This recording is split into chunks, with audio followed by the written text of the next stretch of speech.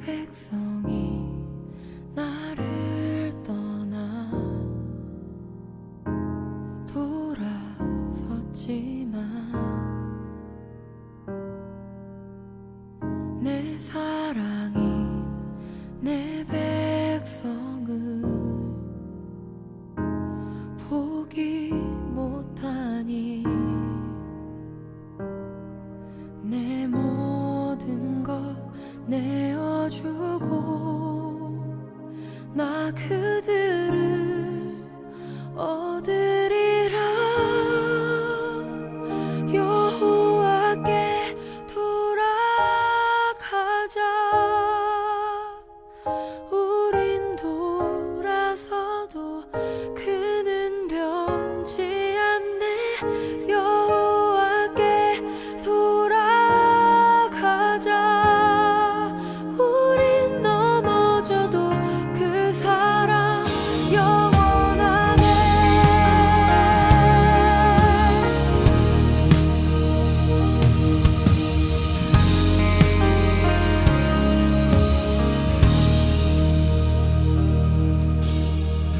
내 백성이 나를 떠나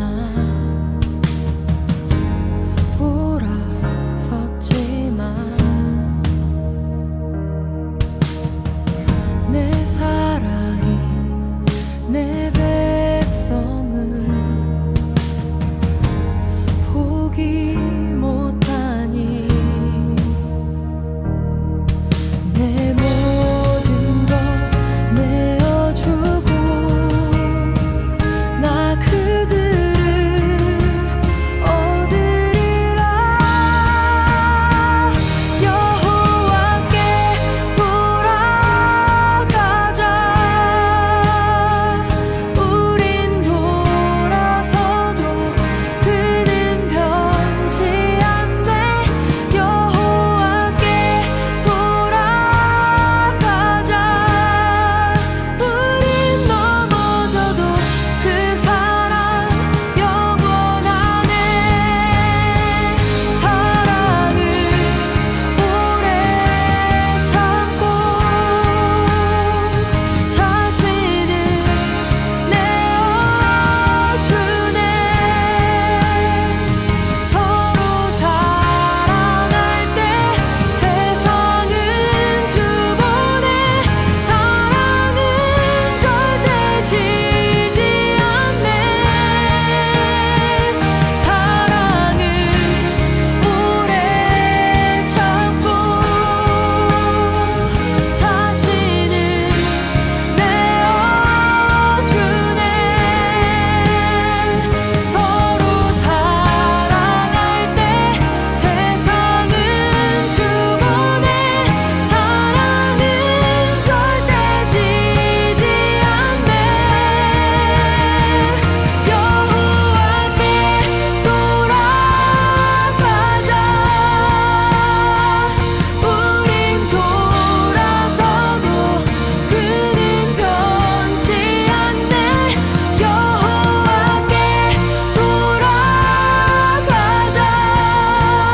우린 넘어져도 그 사랑 영원하네. 여호와께 돌아가자. 우린 돌아서도 그는 변치 않네. 여호와께 돌아가자. 우린 넘어져도 그 사랑 영원하네.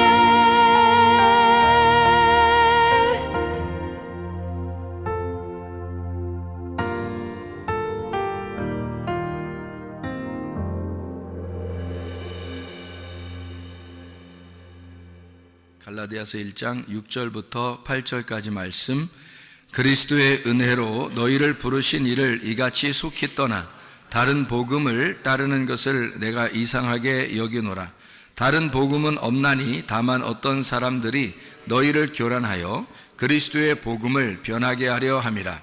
그러나 우리나 혹은 하늘로부터 온 천사라도 우리가 너희에게 전한 복음 외에 다른 복음을 전하면 저주를 받을지어다. 아멘. 바울이 갈라디아 교회에 복음에 대한 이야기를 했습니다.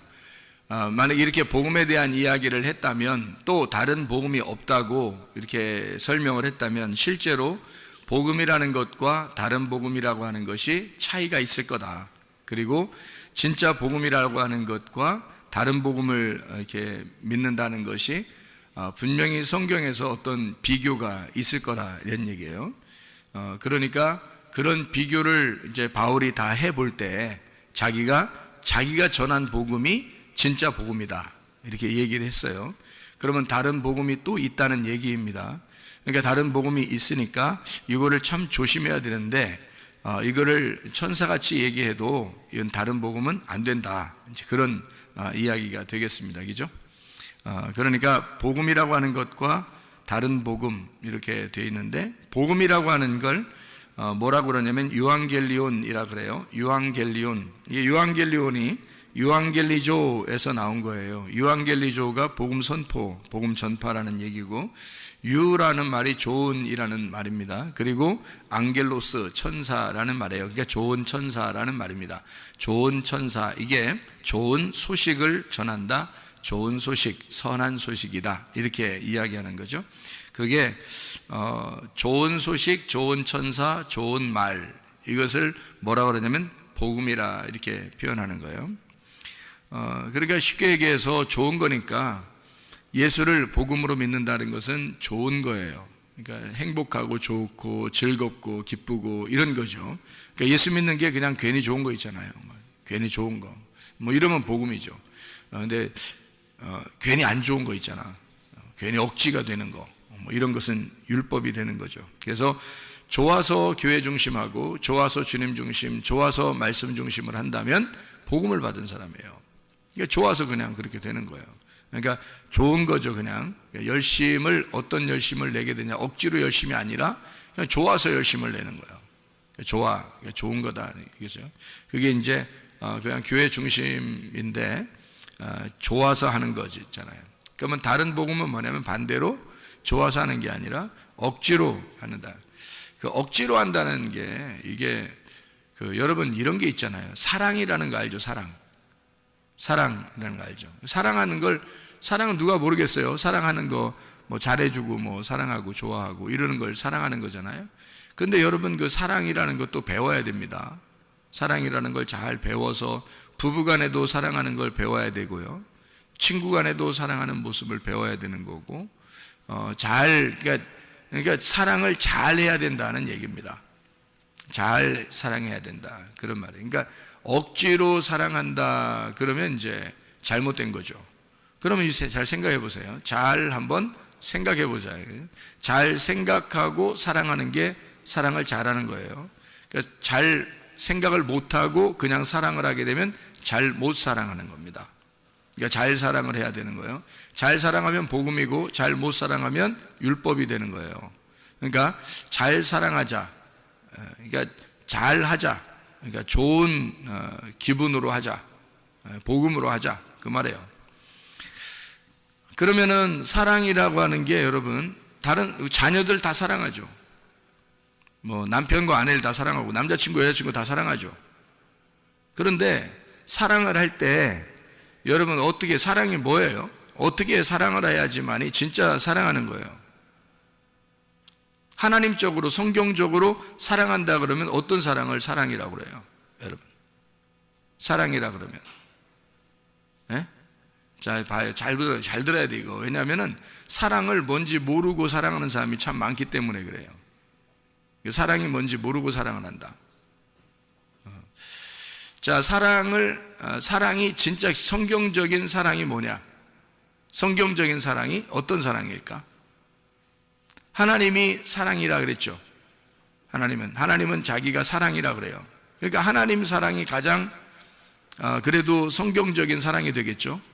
하나님이 사랑하는 게 가장 성경적인 사랑일 거예요. 그러면 하나님적인 사랑이 어떤 사랑이에요? 하나님적인 사랑은 어떤 사랑을 하나님적인 사랑이라고 부를까? 여러분이 생각하는 게 있을 거 아니에요. 하나님적인 사랑은 이런 거다라는 게 있을 거 아니에요. 조건이 없는 사랑이죠. 조건이 없는 사랑. 그럼 인간들이 사랑하는 거요. 조건이 다 있잖아요. 그러니까 사랑을 하는데 하나님이 사랑하는 거는 조건이 없어요. 그러니까 한마디로 말하면 여러분 사랑할 때 뭐 좀 짜증도 나고 어떨 때는 기분도 나쁘고 화도 나고, 그런데 사실은 그게 화를 왜 내는 거예요? 화를 왜 내는 거예요? 미워서 화내는 거예요. 진짜 사랑하는데 왜 정말 못 알아줄까? 이런 사랑이에요. 정말 왜 막 화가 나는 거죠? 왜 못 알아줄까? 얘가 왜 이렇게 못 알아줄까? 이거죠. 그러니까 사랑하는데 왜 이쪽에서 못 알아줄까? 이제 그런 자기의 어떤 사랑인데요. 그 어떤 사랑인 것 같아요, 이게? 하나님적인 사랑인 것 같아요.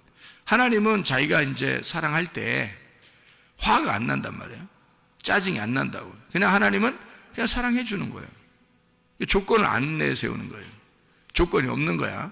그냥 사랑하는 거예요.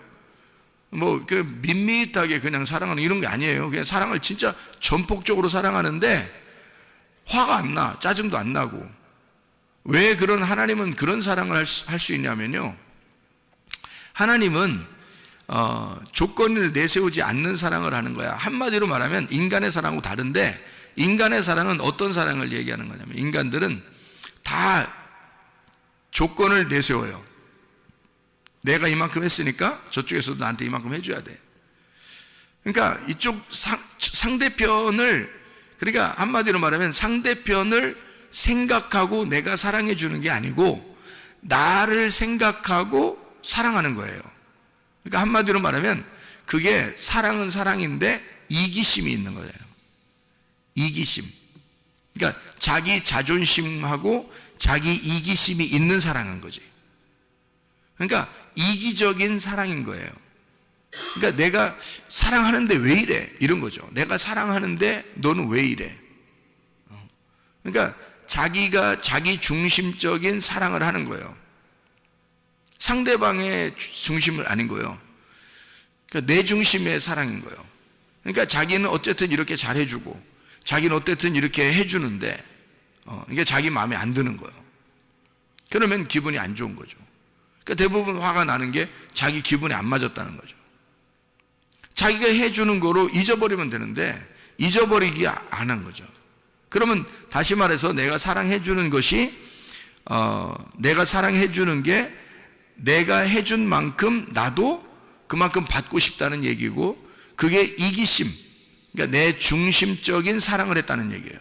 하나님은 하나님 중심적인 사랑은 어떤 사랑이냐면 전적으로 하나님은 자기를 버린 사랑이에요. 자기를 죽이는 사랑이라. 그러니까 자기가 없는 사랑이에요. 순전히 누구를 위해서? 순전히 상대방만 존재하는 거야. 그러니까 자기가 없는 거야. 순전히 상대방만 존재하는 거예요. 이런 사랑이 진짜 사랑이에요. 그러니까 성경적인 사랑은 자기가 없는 거야. 순전히 그쪽만 생각하는 거예요. 예. 우리가 선교를 할 때도 토고에 학교를 짓고 그러잖아요. 그럼 학교를 지을 때 우리가 이렇게 지으면 하나님이 우리에게 선교를 이렇게 많이 했으니까 하나님이 우리에게 이런 복을 내려주실 거야 라는 생각을 하면 돼, 안 돼? 안 된단 말이에요. 그냥 우리가 전적으로 선교다, 구제한다 그러면 거기만 생각하는 거예요. 나를 생각하지 않고 나를 기억하지 않고 오직 거기만 생각하는 거죠. 그러면 되는 거예요. 그리고 끝나는 거야. 하나님은 우리만 생각해. 자기를 생각 안 한단 말이에요. 자기를 생각 안 하고 전적으로 우리만 생각하는 거예요. 그러니까 잃은 양을 찾을 때도 목자가 그 잃은 양 한 마리를 향해서 그냥 가는 거예요. 잃은 양 한 마리를 찾으러. 그러니까 자기가 잃어버렸다고 생각해. 그 책임감을 자기한테 돌리는 거예요. 분명히 양이 잘못했어도 자기한테 책임이 있다는 거지. 그러니까 끝까지 자기 책임으로 돌려서 찾으러 가잖아요. 그러니까 찾아오는 거죠. 그러니까 이게 전적으로 양이 얼마나 슬퍼할까, 양이 얼마나 외로울까, 양이 얼마나 힘들까. 그러니까 목자가 만약에 남아있는 양을 생각하고 자기 몸에 피곤한 걸 생각한다면 가겠냐고요. 잃어버린 양한테 가겠냐고.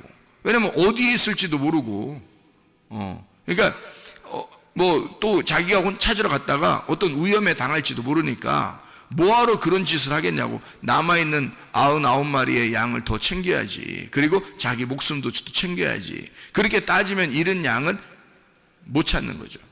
근데 잃은 양 찾으러 갈 때 목자가 그냥 가는 거예요. 잃은 양 한 마리만 생각하고. 그러니까 목자는 자기의 신변을 생각한 게 아니죠. 자기의 신변을 생각했다면 어떻게 찾아가겠어요? 그죠? 잃은 양한테 어떻게 가겠냐고. 어디 있는지도 모르는데 가겠다는 거예요. 찾으러 가겠다는 거야.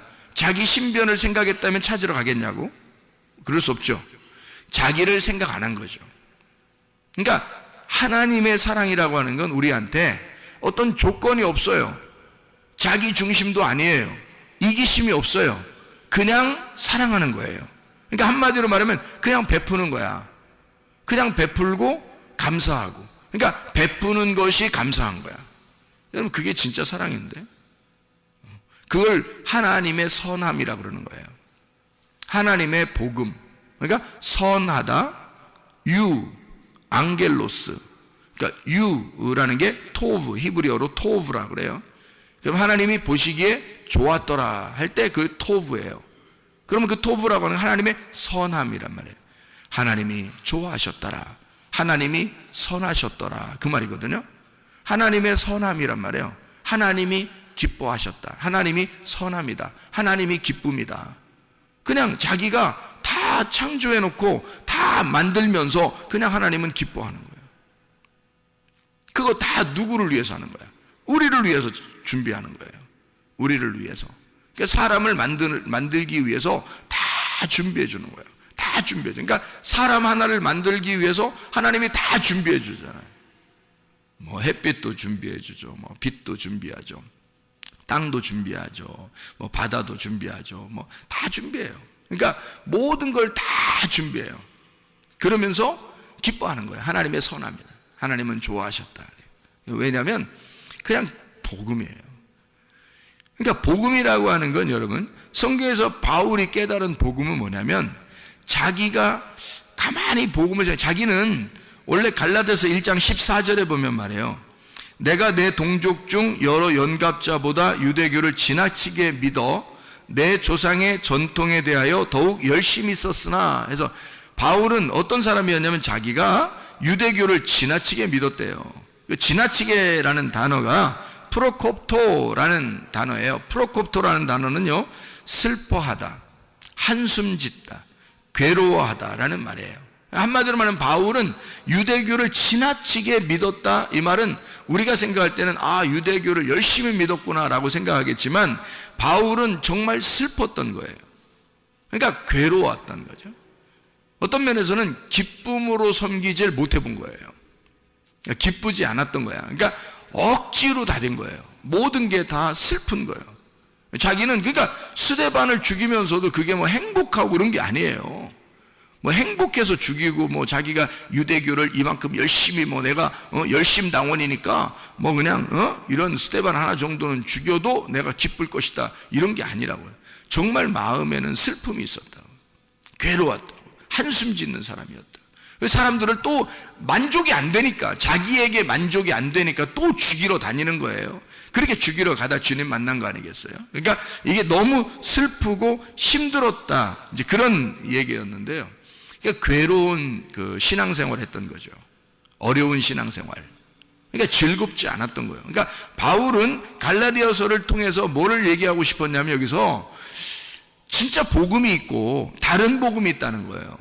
그러니까 복음이라고 하는 건, 이 바울이 만난 복음은 행복하고 즐겁고 기쁘더라는 거지. 근데 자기는 그 전에 행복하지 못했다, 너무 슬펐다, 괴로웠다, 나 한숨 짓고 살았다, 나 슬퍼했다, 이런 얘기예요. 그런 다른 복음 안에서, 다시 말하면 율법 안에서 살고 있었다, 자기가. 근데 그 율법의 열심으로 자기의 종교 생활을 이렇게 해왔는데, 그런 신앙 생활을 해왔는데, 그게 자기한테 행복을 주는 게 아니었다는 거죠. 율법이었던 거예요. 근데 하나님은 이 바울이 쓸 때 뭐라 하냐면, 그러니까 다른 복음이 있다는 거야. 다른 복음이. 그게 죄와 사망의 법이라고 하는 율법이었던 거죠. 그러나 진짜 복음이 또 있다는 거예요. 그러면 자기가 열심히 했는데 기쁘지 않았던 게 뭐라고요? 다른 복음이었다고요. 그러면 진짜 기쁘고 행복하고 즐거우면 어떻게 되는 거예요? 그럼 복음이 되는 거죠. 그죠? 즐겁고 행복하고 기쁘다. 그러면 복음이 되는 거예요. 그걸 복음이라 그런다고요. 그러면 근본적으로 어떤 차이가 있었던 거예요? 사도 바울이 자기가 다른 복음으로 열심히 섬겼다고 하는 것은 자기가 어때요? 열심히 섬겼다는 거죠. 자기가 열심히 섬긴 거예요. 그죠? 그러면 진짜 복음은 어떤 거예요? 하나님이 나를 열심히 섬겨주는 거야. 그러면 진짜 복음이야, 이게. 그러니까 여러분, 이거 그 복음을 믿으면 말이에요. 복음을 믿으면 사람들이 착각하는 게 있어. 뭘 착각하냐면 방종하는 거를 착각해서 자유인 줄 알아요. 그게 복음인 줄 알아. 그러니까 야, 쉴 때 쉬고 뭐 헌금도 안 하고 기도도 별로 안 하고 이래도 하나님이 날 사랑하는 거 아니야? 뭐 이 정도, 이거를 자긴 자유하다고 생각해요. 편안하다, 뭐 이렇게 해야 되는 거 아닌가? 그러니까 성경을 한쪽을 가르쳐주면 한쪽을 잊어버리는 사람들이지. 성경은 어떻게 되어 있다고요? 성경은 울타리를 쳐서 그 안에서 복음을 만나라 그런 거죠. 그러니까 울타리라는 율법을 쳐놓고, 이렇게 울타리를 쳐놓고 그 안에서 복음을 만나라고 한 건데, 성경이에요. 그러니까 여러분 보세요. 안에 복음이 있으면, 이 안에 복음이 있으면 바깥에 울타리가 이렇게 쳐 있어요. 그러면 그거는 복음 아니라는 거예요, 여러분. 이게 이제 사람들이 착각하는 거예요. 그러니까 울타리를 걷어치자, 울타리를 없애버리자. 율법은 나쁜 거라니까 사람들이 생각할 때 율법은 나쁜 거니까 율법을 없애버리자. 우리 복음을 만났으니까 우리 자유해야 돼. 그래서 아무것도 안 해도 하나님이 사랑하는 줄 알아요. 이게 이제 법을 없애버리자는 거죠. 그러니까 무법한 사람이 되는 거예요. 그걸 이제 성경에서는 방종하는 사람인 거죠. 방탕하고 방종하는 사람. 여러분, 이게 여러분 애굽이 있죠, 광야가 있죠, 가나안 땅이 있죠. 법이 없이 사는 사람들이 어디 살았어요? 애굽, 광야, 가나안 중에서 어디 살았을까? 법이 없이 사는 사람들은 애굽입니다. 그러면 법을 준 데가 어디죠? 광야입니다. 광야에 가서 하나님이 율법이라는 것을 광야에서 주셨어요. 그러면 가나안 땅에 들어가면 어떻게 될까요? 율법이, 광야에서 준 율법이 필요할까 안 필요할까? 이 율법을 근거로 해서 가나안 땅을 누리라는 거예요, 하나님은. 그러니까 이 하나님의 그 자유는, 하나님의 자유는 반드시 어떻게 되어 있냐면 울타리를 치고 그 안에서 자유하라는 겁니다. 그러니까 광야를 지난 너희들을 애굽에서 인도하여 낸 여호와가 광야에서 너희를 어떻게 인도하시고 너희들을 어떻게 돌보셨는지를 근거로 해서 가나안 땅에서 그 하나님을 잊지 말고 살아라. 그게 가나안 땅의 복음이란 말이에요. 그러니까 여러분, 다른 복음이 없다, 진짜 복음이 있다라고 바울이 그렇게 얘기할 때는 요 다른 복음과 진짜 복음이 어떻게 된 거예요? 하나는 율법이고 다른 복음은 율법, 진짜 복음은 예수 그리스도란 말이에요.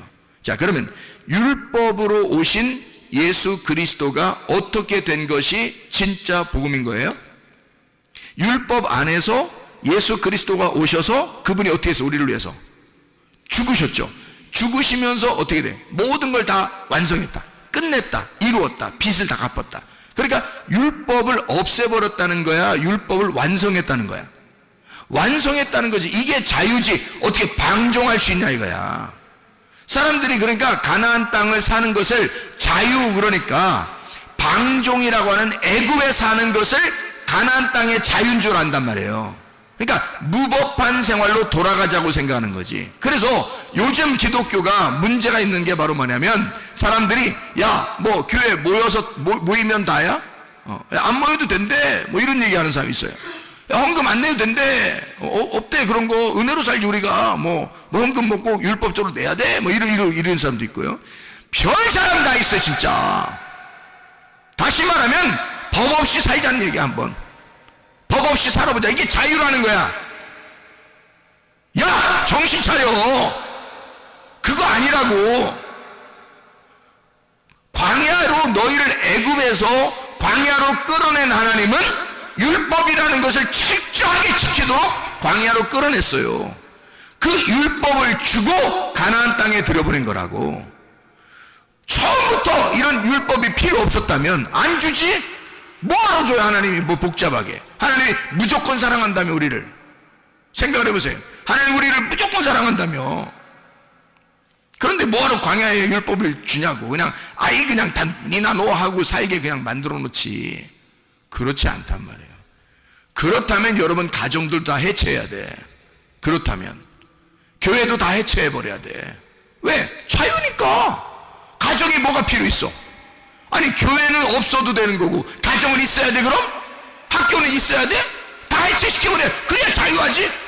니네가 말하는 자유는 가정도 없애버리고 학교도 없애버리고 직장도 없애버리고 다 재테크 근무, 그리고 교회도 없애버리고, 이게 자유인 줄 알아. 그럼 나라도 없애버리지. 나라도 없애버려. 다 없애. 너 혼자 살아 그냥. 그러면 자유하잖아. 옷 다 벗고 다녀. 네 자유니까. 이게 무법한 자로 돌아가자는 얘기 아니야. 교회에 다녀보니까 사람들이 너무 율법적으로 억압적이단 말이에요. 그래서 사람들이 고안해낸, 생각해낸 것이, 이거 아니다. 율법을 완성하신 예수님은 모든 것을 다 끝내버렸으니까 우리도 자유해야지 하면서 다 해체하기 시작했습니다. 지금 기독교 설교를 들어보면요, 많은 사람들이 이제 해체하기 시작했습니다. 기도도, 찬양도, 예배도, 모임도, 헌금도, 이런 거 다 이제 해체하기 시작합니다. 우리가 자유한데, 은혜를 받았는데, 이런 게 이렇게 필요하냐, 이렇게 해요.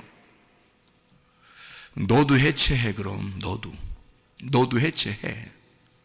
너부터 해체해야 돼. 그런 율법이 필요 없다면, 너부터 해체해야 돼. 잘 생각해야 돼요. 그래서 사람들이 잘못하면 영지주의로 빠지는 거야. 잘못하면 물질주의로 빠지는 거야.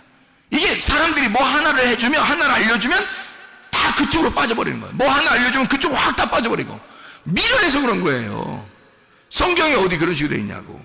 애굽에서 탈출시킨 하나님은 율법이라는 걸 주고, 그 율법에 철저하게 가르침 받은 사람이 가나안 땅에 들어가서 하나님을 잊지 않고 살아가게 하는 거예요. 자기가 농사를 져서 자기가 볶은 곡식을 먹을 수 있도록 그렇게 만들어 놓은 거란 말이에요. 그게 가나안 땅이라고. 자기가 농사해서. 광야는 하나님이 다 섬긴 거예요. 하나님이. 신발도 하나도 필요 없죠. 하나만 있으면 되니까. 옷도 하나만 있으면 돼요. 다 필요 없어요. 먹을 것도 매일마다 내려줘요. 사람들이 반역을 하든 않든 상관없이 계속 해줘요. 그러니까 무조건적인 사랑이야. 하나님의 무조건적인 사랑.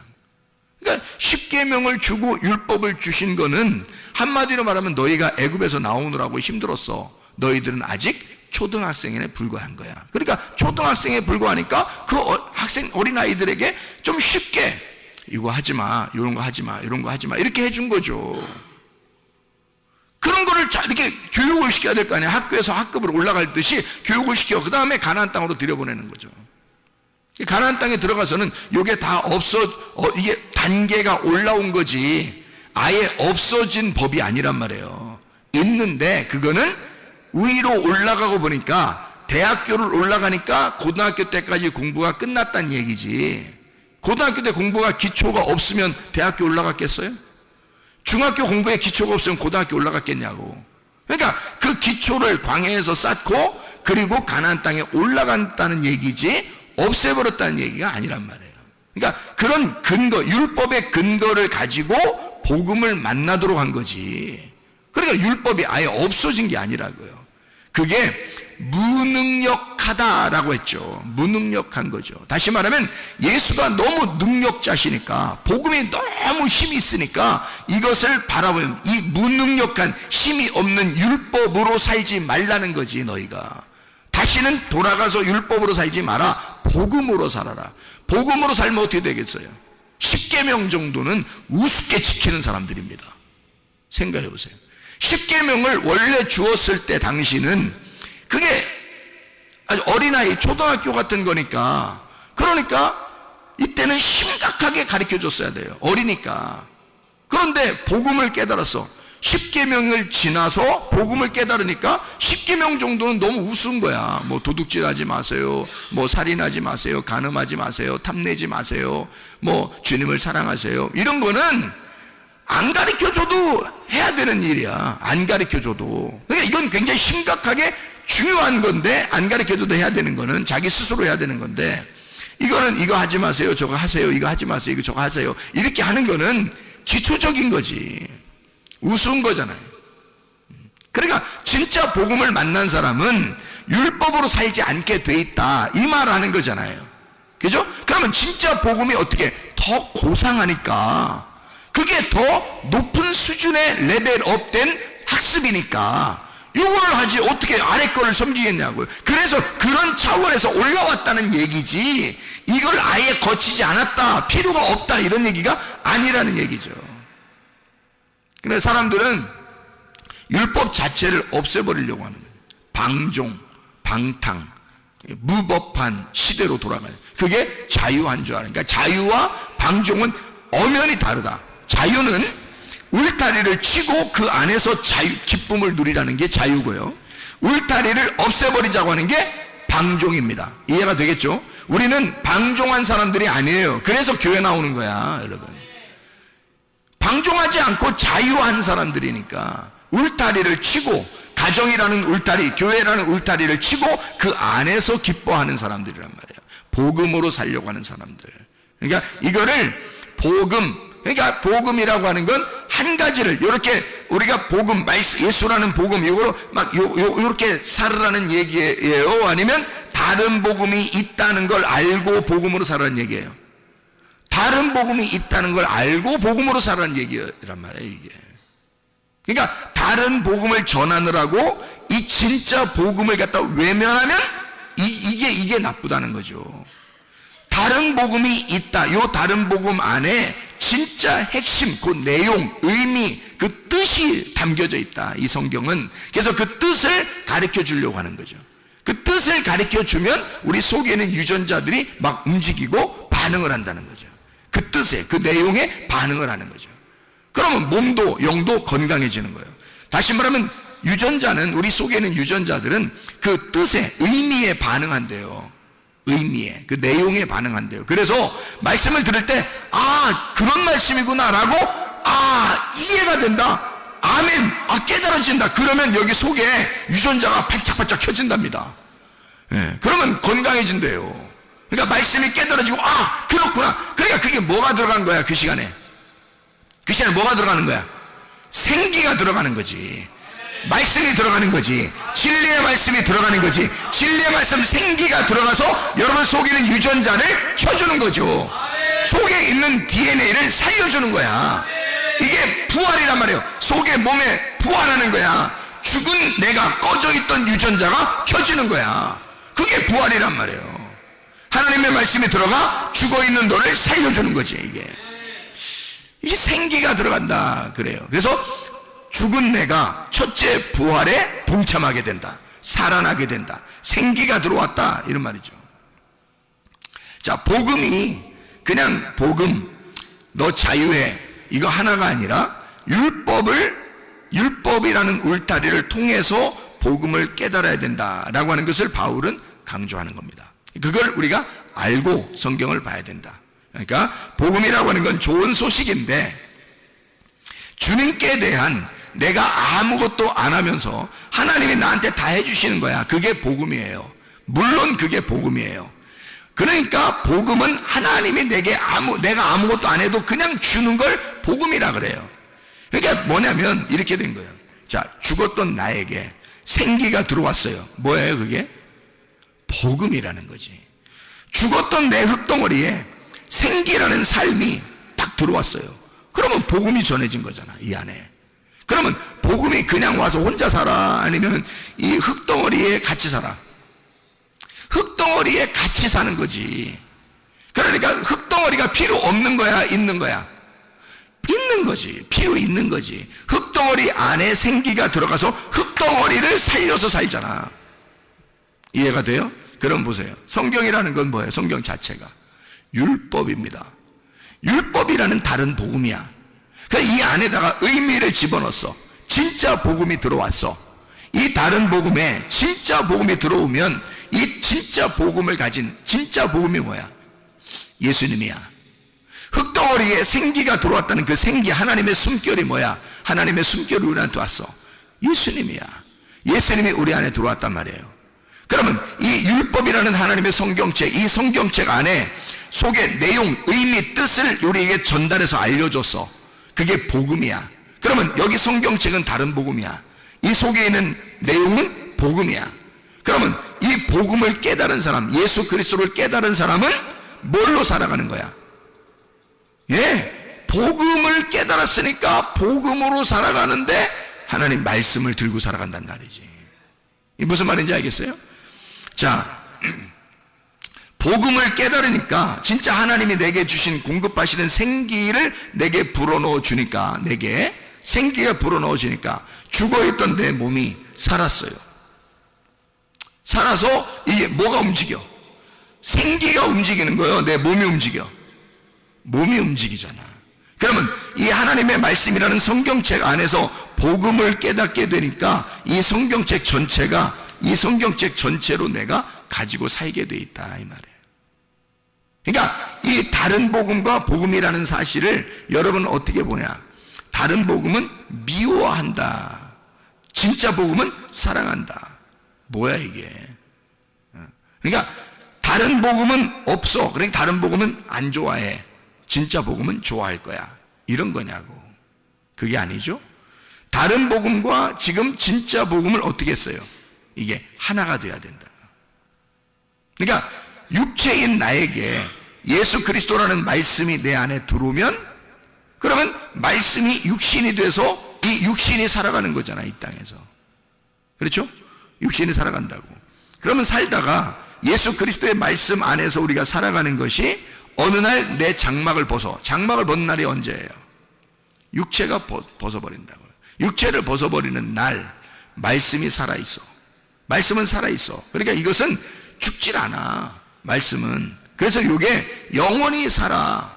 그래서 내 장막을 벗는 날을 둘째 부활이라고 그러는 거예요. 둘째 부활. 그러니까 말씀이 내 안에 들어오는 걸 첫째 부활이라고 그러고, 말씀이 살아서 계속 살다가 내 장막을 벗는 날을 둘째 부활이라 그러는 거지. 근데 만약에 내 속에 말씀이 없어, 그냥 나 혼자 이렇게 살아가는 거야. 살다가 내 중심으로 살아가, 내 중심의 사랑을 하면서 살아가, 자기 중심으로. 하나님 중심의 사랑이 아니고 이기적인 사랑을 하는 거예요. 자기 중심의 사랑. 그러니까 뭔가의 보상을 위한 사랑이에요. 아내로부터, 남편으로부터, 자녀로부터, 부모로부터, 친구로부터, 하여튼 보상을 받기 위해서 사랑하는 거야. 그렇게 사랑하다가 어느 날 죽었어요. 그러면 장막을 벗는 날 두 번째 사망이 오는 거예요. 죽었던 너에게 생기가 안 들어갔잖아. 생기가 안 들어가니까 살아나질 못했어. 그래서 이 사람이 두 번째 장막을 벗을 때 진짜 죽는 거란 말이에요. 두 번째 사망이 오게 된다.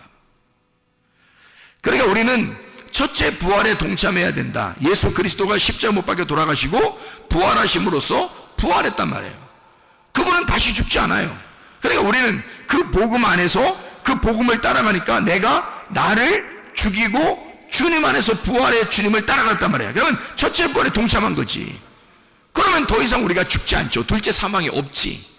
그러니까 둘째 부활하는 거죠. 우리가 장막을 벗는 날 이렇게 되는 시간이 온다는 거죠. 자, 복음이라는 게 이제 뭐라고요? 복음이라는 건 하나님이 나를 섬겨주시는 거다. 다른 복음은 뭐다? 내가 하나님을 자꾸 섬기려고 하는 거다. 그러면 내가 하나님을 섬기는 게 없어요? 여러분? 있잖아. 여러분이 하나님을 정말 열심히 섬겨본 사람들은 알아. 자기가 열심히 섬겨본 사람, 이게 얼마나 슬프고 힘들고 한숨 짓는 일인가, 그걸 안다고요. 열심히 해보려고 한 사람. 어떤 마음에서 열심히 해보려고 했냐면, 여러분이 천국 가려고, 천국의 보상을 위해서 이기적인 사랑을 한 거예요. 내가 이런 조건을 내거는 거죠. 내가 이만큼 열심히 하면 하나님이 나한테 이렇게 주실 거야 라고 생각했고, 천국을 주실 거야, 나에게 뭘 주실 거야, 우리 가정에 복을 내려 주실 거야 라고 생각해서 열심히 한 거예요.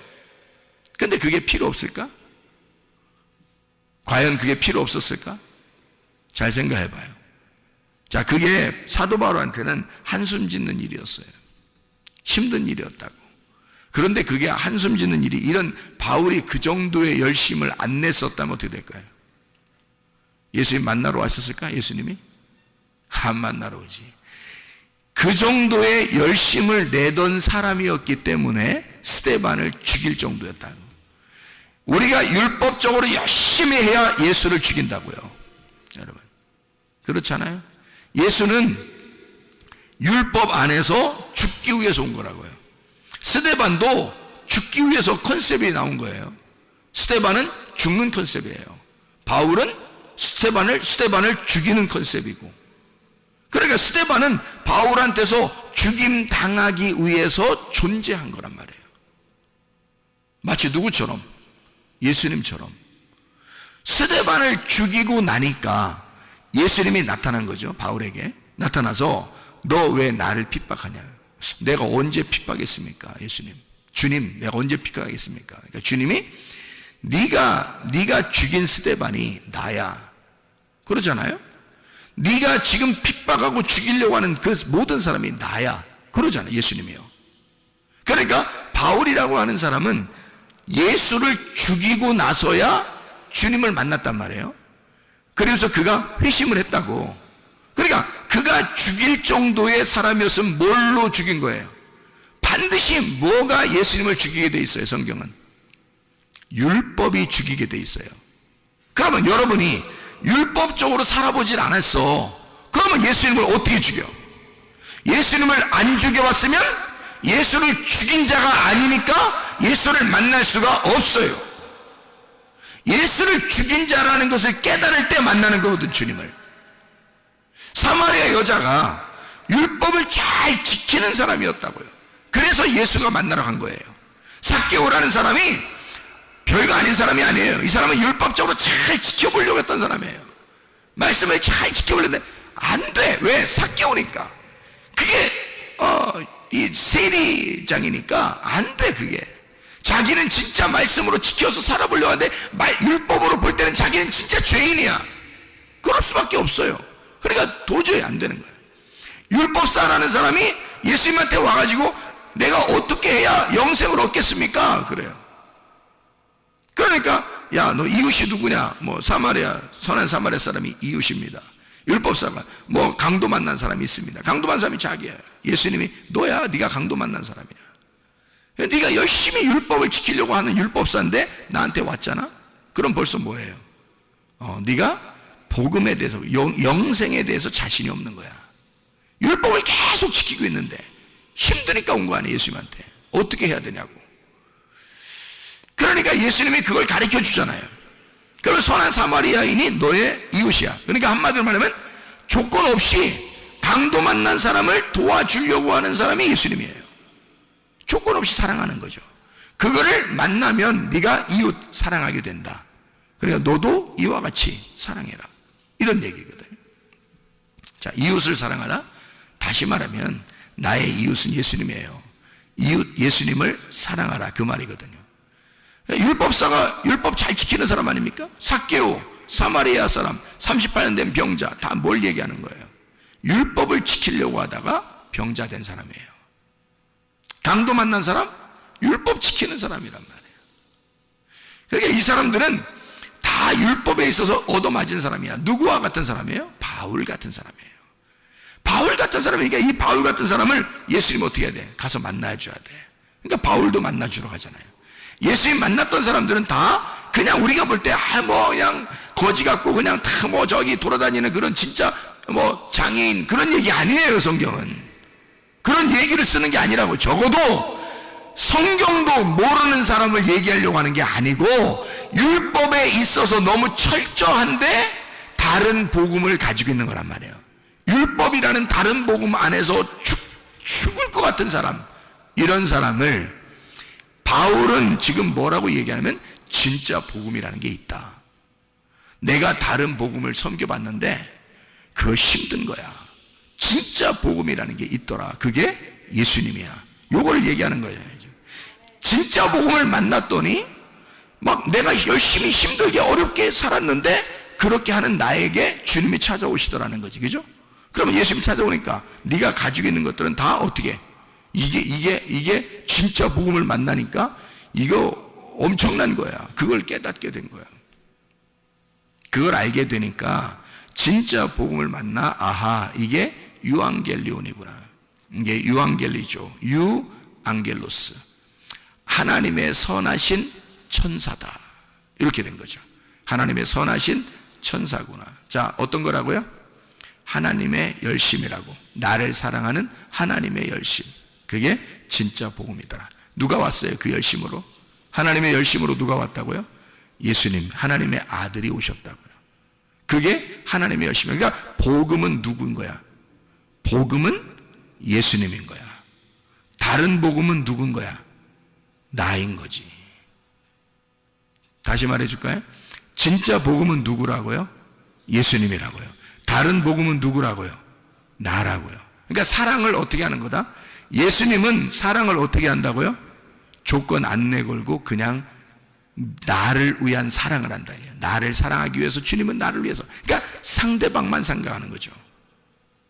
자, 근데 조건적인 사랑, 내 중심적인 사랑은 어떻게 해요? 다른 복음은 나를 생각하느라고 사랑해 주는 거잖아요.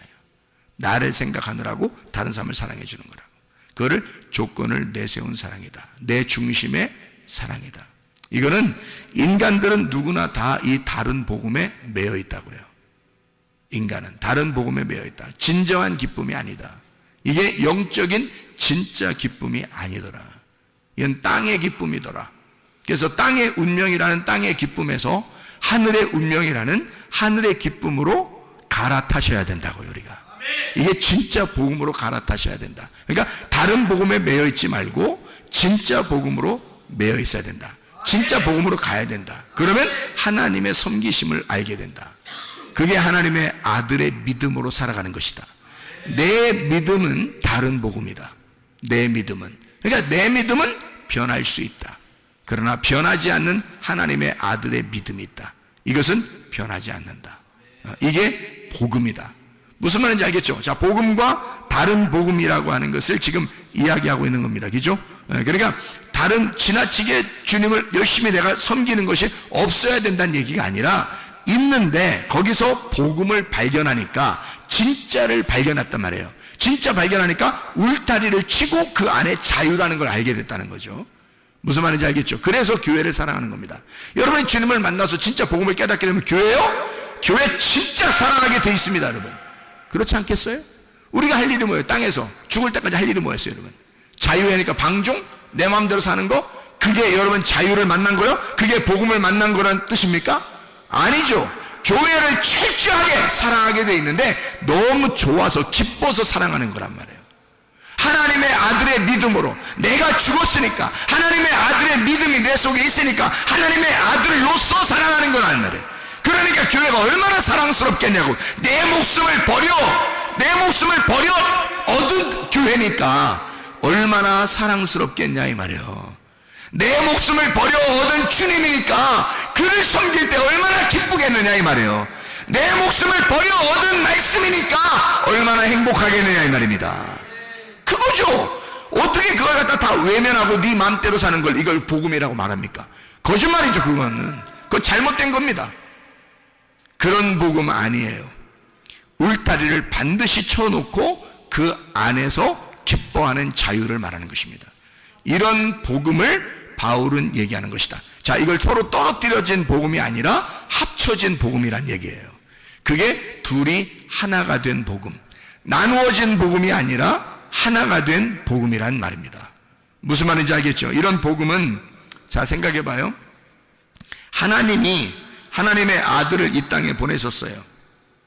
그렇죠? 하나님의 아들을 이 땅에 보내셨어요. 그러면 잘 생각해 봐요.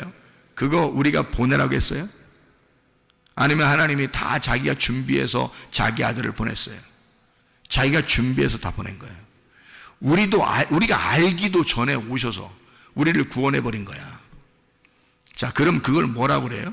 이거를 지금 다른 복음. 자, 어떤 거예요? 복음이죠. 내가 하라고 한 거 아니잖아요. 내가 어떤 끼어들어서 한 거 아니잖아요. 주님이 그냥 하나님이 알아서 자기가 그냥 다 우리에게 주신 거예요. 자기 아들을. 그럼 이거 복음이라고 그러잖아요. 그죠? 그러면 생각해 보시라고요. 내가 생각하기도 전에 이미 하나님은, 자, 창세기 2장 7절에 흙덩어리를 딱 조물딱 하더니 탁 놓고서요, 그 코에다가 하나님의 호흡을, 하나님의 숨결을 훅 하고 불어넣어 주더라는 거예요. 자, 이게 뭐가 들어가요? 하나님의 말씀이 들어간 거예요. 자, 내가 언제 이거 나 흙덩어리라는 나를 살리라고 아담 만들어 달라고 한 적 있어요? 우리가? 없어요. 하나님이 자기가 자기 아들을 만든 겁니다. 그죠? 자기가 숨을 불어서 자기가 혼자 만든 거예요. 성경에서 그냥 혼자 만드신 거야. 그리고 살다가 사람이 죄를 졌어요. 죄를 지니까 하나님이 또 자기가 내려가서 다 용서하고 자기가 죽겠대요. 자기가. 그러니까 우리하고는 아무 상관없어. 혼자 다 하는 거야. 그냥 혼자 죽으시고 혼자 부활하시고 다 하는 거예요. 그거를 뭐라고 그래요? 주님의 죽으심과 주님의 부활이라고 그래요. 그러니까 주님이 죽으시고, 자, 사람이 죄를 지은 것 때문에 인간들이 하나님하고 떨어졌어요. 이게 사망이야. 그 사망한 인간들을 위해서 예수님이 오셨어요. 그리고 대신 십자가에서 죽으셨습니다. 죽으시고서 인간들을 위해서 죽으시고 부활하셨어요. 이게 첫째 부활입니다. 주님의 부활. 그럼 주님의 부활에 우리는 뭐예요? 그럼 우리는 한 게 있어요? 없어요? 아무것도 한 게 없어요. 그럼 뭐냐 이거야? 성경은 누구를 위한 책이에요? 이게 지금 성경이 예수님을 위한 책이에요? 나를 위한 책이에요? 이게 나를 위한 책이 돼야 되거든요. 근데 예수님에 대한 이야기만 밖에 없네. 예수님에 대한 이야기만 썼네 여기다가. 그러면 예수님의 책이네 이게. 예수님의 책인데 그 예수님이 누구 때문에 왔다고? 나 때문에. 그러면 이 속에 있는 모든 말씀은 지금 누구에 대한 이야기? 나에 대한 이야기. 그러면 지금 여기서 창세기 2장 7절에 흙덩어리에다가 생기가 불어넣어서 이 흙덩어리를 부활시켰다고 하는 말은 첫 번째 부활에 동참하게 만들었다는 얘기고, 이 흙덩어리가 누구란 얘기? 나라는 얘기. 죽어있는 나에게 말씀이 들어가면 살아난다는 얘기. 이게 나에 대한 이야기, 예수 그리스도에 대한 이야기가 아니라 나에 대한 이야기. 이 말씀은 예수 그리스도가 십자가 못 박혀 돌아가셨다는 것은 내가 죽었다는 얘기, 예수가 부활했다는 얘기는 내가 살아났다는 얘기. 그러니 나는 그리스도 예수의 첫째 부활에 동참했다는 얘기. 내게 생기가 들어왔다. 복음이 내 안에 왔다. 복음이 나를 찾아오셨다. 그것이 복음이다. 복음이 나를 찾아오셨다. 생기가 내게 불어왔다. 누가 시켰어요? 누가 시켰냐고? 누가 복음이라는 생기가 들어오게 해달라고 성경에 어디 그런 적이 있었냐고? 하나님이 혼자 다 하신 거지. 이해가 되십니까? 하나님이 혼자 다 하신 일을 써놓은 거란 말이에요 성경은. 그러니까 이걸 하나님이 하셨다, 복음이라 이렇게 말하는 거란 말이에요. 네가 한 것은 다른 복음이지. 이해가 됩니까? 네가 열심히 하나님을 찾으려고 했던 것은 너의 종교심이죠. 그건 다른 복음. 하나님이 우리를 위하여 전적으로 나를 위해 열심히 하시는 것은, 주님이 나를 위해 열심히 섬기는 것은, 주님이 나를 위해 죽으시고 주님이 나를 위해 부활하시고 주님이 혼자 열심히 일하시는 것은 복음. 주님이 나를 위해서 섬기시고 있는 것은 복음이란 말이에요. 오늘도 여러분에게는 하나님의 복음이 숨결을 통해서 불어가고 있는 겁니다. 숨결, 이게 숨결, 이 물결처럼 말이에요. 잔잔한 물결처럼 여러분에게 싹 물결 쳐서 여러분에게 숨결로 들어가는 거라고. 하나님의 말씀이 여러분에게 들어가는 거, 이거 여러분의 노력이 아닙니다. 하나님이 전적으로 여러분을 살리기 위해서 여러분 죽어있는 우리들에게, 흙덩어리인 우리들에게 하나님의 생기를 불어넣어 주는 거라고. 이게 여러분의 부활이란 말이에요. 여러분, 교회는 죽자고 다니는 거지만 살자고 다니는 것입니다. 그렇잖아요? 부활하려고 다니는 거예요. 죽은 내가 하나님의 생기에 불어오심을 따라 내 죽은 몸이 살아나기 위해서입니다. 그러면 여러분과 저는 진짜 주님 안에서 우리 몸이 치료받아야 되죠. 회복이 돼야 되죠. 우리 영이 회복돼야 되겠죠. 이게 부활이니까 내 몸이 부활해야 되고 내 영이 부활해야 된단 말이에요. 이게 우리의 삶이라고요. 이게 첫째 부활에 동참한 첫째 부활을 살아가는 삶이라는 얘기입니다. 이러다가 우리 장막이 벗겨지면 우리가 죽는 날 둘째 부활에 들어가는 거예요. 우리가 예수 그리스도의 생기가 없는 사람들은 그때 둘째 사망이 오는 거라고. 이미 죽어 있었던 너니까 둘째 사망이라고 그래 그걸. 근데 우리는 둘째 사망이 없어. 왜냐하면 첫째 부활하신 예수가 생기로 들어왔으니까, 내게 숨결을 불어넣어 줬으니까, 살아났으니까 더 이상 죽음이 없단 말이에요. 그러니까 두 번째 부활, 천국으로 올라가는 거죠. 죽으면서 그것으로 완성이 되는 거라고. 이 땅의 장막을 벗고 새하늘과 새 땅이 되는 거죠. 완성이 됐단 말입니다. 하나님의 보좌에 앉게 되었다. 하나님의 보좌가 돼서 하나님이 내 안에 같이 영원히 함께 있게 되었다. 이런 말씀이 되는 거죠. 이게 완성이라는 말입니다. 자, 여러분, 그리스도 예수 안에서 여러분과 저는 몸의 건강, 영의 건강을 유지하셔야 합니다. 하나님은 우리에게 너는 죽은 삶을 살지 말고 살아있는 삶을 살으라고 하는 거죠.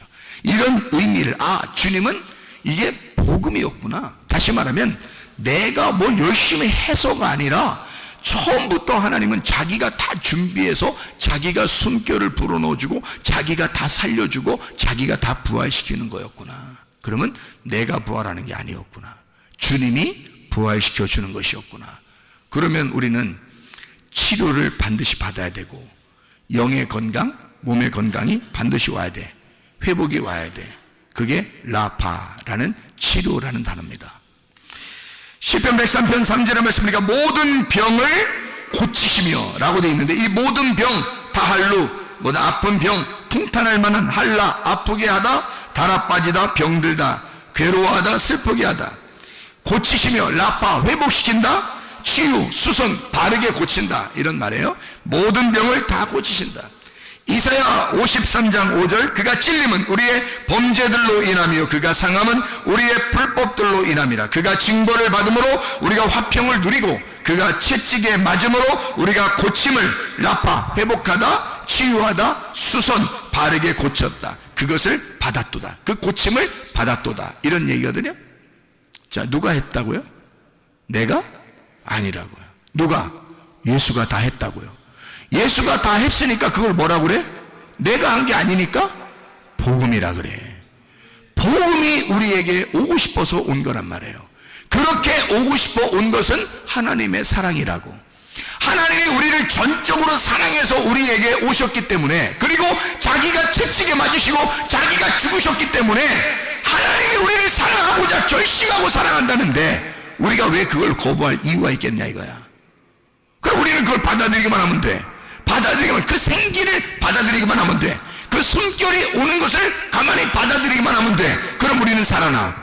그럼 살아나게 된다고. 그게 우리에게는 치료야. 몸의 치료, 영의 치료, 건강하시기를 바랍니다. 기도하겠습니다. 우리 한 목소리로 기도하죠. 하나님 앞에, 하나님, 오늘 이 밤에 하나님 앞에 기도합니다. 하나님, 내 몸이 어디가 이상이 있습니다. 하나님 치료해 주십시오. 하나님, 내 정신이 어디가 이상이 있습니다. 치료해 주십시오. 하나님, 가정과 우리에게 문제가 있습니다. 하나님 치료해 주십시오. 하나님, 내가 하나님 앞에 이런저런 것들을 하나님 앞에 구합니다. 주여 치료해 주십시오. 왜? 하나님은 우리에게 복음을 주시길 원하시는 분.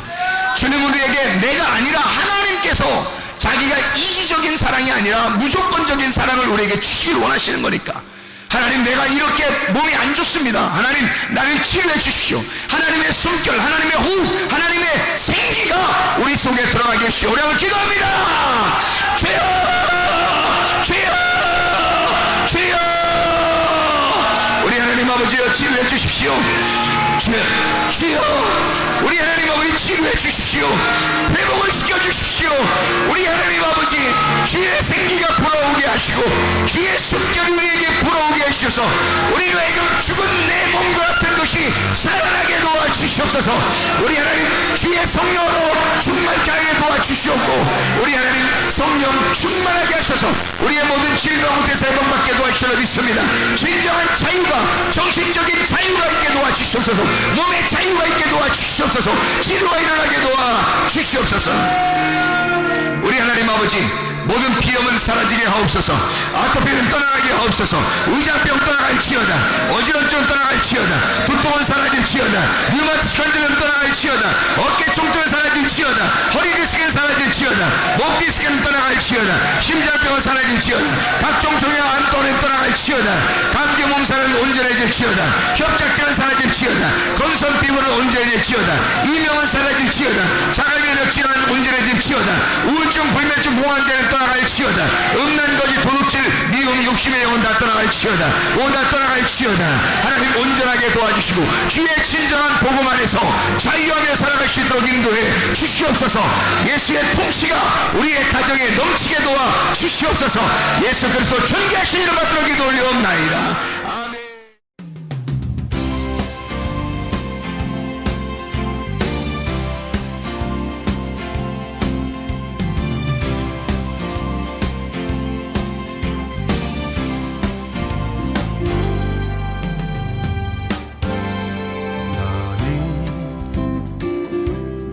너머로 뻗은 나무 가지에 푸른 열매처럼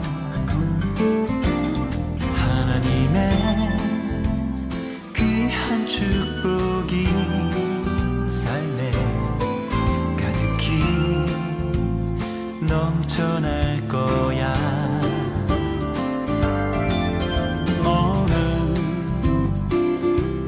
시련이 와도 능히 이겨낸 강한 발이 있어.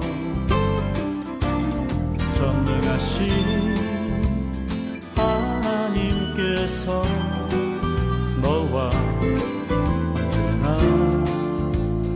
함께 하시니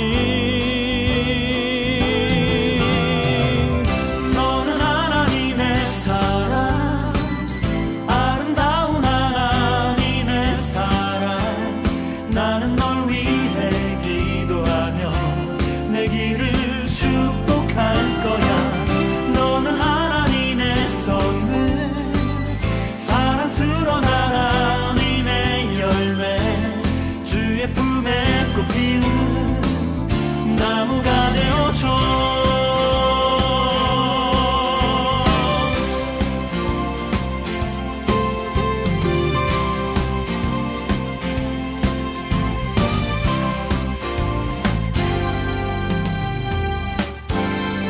너는